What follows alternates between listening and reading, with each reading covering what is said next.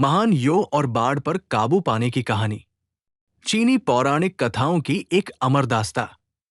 नमस्कार दोस्तों, आज हम एक ऐसे शख्स की कहानी सुनने वाले हैं जिसने एक बड़े संकट का सामना किया और अपनी लगन, धैर्य और समझदारी से उस संकट को अवसर में बदला। क्या नहरें, जो पानी को बहाने का साधन है, सचमुच एक जलमय संसार को काबू में कर सकती हैं? आइए जानते हैं चीन के महान शासक, महान यू द ग्रेट की कहानी, जो इस सवाल का जादुई जवाब लेकर आए। पृष्ठभूमि: महान यो कौन थे? चीन की प्राचीन सभ्यता में कई महान शासक और वीर पुरुष हुए, जिन्होंने न केवल अपने राज्य की सीमाएं बढ़ाई, बल्कि लोगों के जीवन को बेहतर भी बनाया। उनमें से एक थे महान यो। वे एक ऐसा व्यक्ति थे जिन्हें न केवल शासन की कला आती थी, बल्कि प्रकृति की ताकतों को समझने और उनसे लड़ने की भी अद्भुत क्षमता थी। कहा जाता है कि वे किंग शुन के बाद आए और चीन के कई छोटे छोटे राज्यों को एकजुट किया। संकट का आगमन, विनाशकारी बाढ़। प्राचीन चीन में येलो रिवर के किनारे रहने वाले लोगों के लिए बाढ़ एक भयंकर समस्या थी। जब वर्षा अत्यधिक होती तो नदियां अपने तटों को पार कर जाती और पूरे खेत, गांव, शहर जलमग्न हो जाते। उस समय कोई बड़ी तकनीक नहीं थी, कोई बड़ी मशीनें नहीं थी। केवल मानव प्रयास और बुद्धिमत्ता ही इस समस्या का हल हो सकता था। एक बार इतनी भीषण बाढ़ आई कि वो पूरे क्षेत्र को तहस-नहस कर रही थी। खेतों में पानी घुस गया, लोग अपने घरों से बेघर हो गए। लोग सोचने लगे, क्या हम इस पानी के प्रकोप को रोक पाएंगे? क्या हम उसे बांध कर रोकें या खुद पानी की राह बदलें? ये था सवाल। खुदाई करें या बांध बनाएं? संघर्ष, खुदाई करें या बांध बनाएं? पिछले शासकों ने बांध बनाए, लेकिन वे टूट जाते। कभी कभी बांध टूटने से बाढ़ और भी घातक बन जाती। दूसरी ओर खुदाई करने में भी बहुत मेहनत लगती, और वो एक ऐसा काम था जिसे पूरा करना आसान नहीं था। लोगों के मन में डर था, क्या वे इस विशाल पानी की ताकत के सामने टिक पाएंगे? यहां महान यो का धैर्य और दूरदर्शिता सामने आई।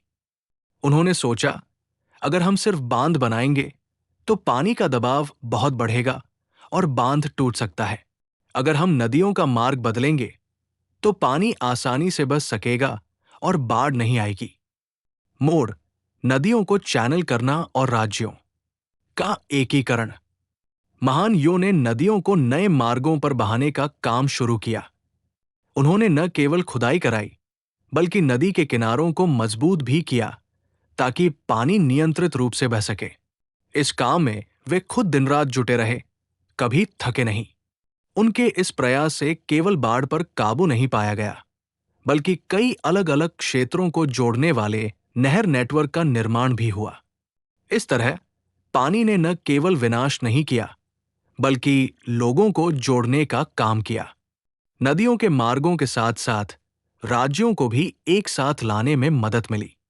ये एक बड़ा राजनीतिक और सामाजिक बदलाव था। इस काम ने चीन को एकजुट किया और एक मजबूत राष्ट्र के रूप में उभारा। नैतिक शिक्षा: निरंतर प्रयास से असंभव भी संभव हो जाता है। इस कहानी से हमें ये सीख मिलती है कि जब हम किसी बड़ी समस्या से घिरे हों तो हार मान लेना सही नहीं। चाहे समस्या कितनी भी बड़ी क्यों न हो, लगातार प्रयास, धैर्य और समझदारी से हम उसे हल कर सकते हैं। महान यो ने जो किया वो केवल एक तकनीकी काम नहीं था, बल्कि ये मानव साहस, बुद्धिमत्ता और समर्पण का प्रतीक था। वास्तविक जीवन उदाहरण और व्यावहारिक सीख: आज भी जहां कहीं बाढ़ आती है, हम नहरों, बांधों और जल प्रबंधन प्रणाली का सहारा लेते हैं। महान यो की कहानी हमें ये याद दिलाती है कि तकनीक और योजना के बिना प्राकृतिक आपदाओं से लड़ना मुश्किल होता है। साथ ही ये भी सिखाती है कि समाधान खोजने के लिए पुरानी सोच को छोड़कर नई सोच अपनानी चाहिए। हमारे जीवन में भी जब कोई समस्या आए तो हमें धैर्य से काम लेना चाहिए। छोटे छोटे कदम भी बड़ी सफलता की ओर ले जाते हैं। निरंतर मेहनत और सही दिशा में प्रयास से असंभव को भी संभव बनाया जा सकता है। तो दोस्तों, यही थी महान यो की कहानी, जिन्होंने न सिर्फ बाढ़ को काबू किया, बल्कि चीन की सभ्यता को एक नई दिशा दी। उनकी कहानी हमें याद दिलाती है कि चाहे कितनी भी बड़ी समस्या क्यों न हो, सही सोच और मेहनत से उसे जीता जा सकता है। हमारी अगली कहानी में फिर मिलेंगे एक और अद्भुत पौराणिक कथा के साथ। तब तक के लिए ध्यान रखें और सीखते रहें। धन्यवाद।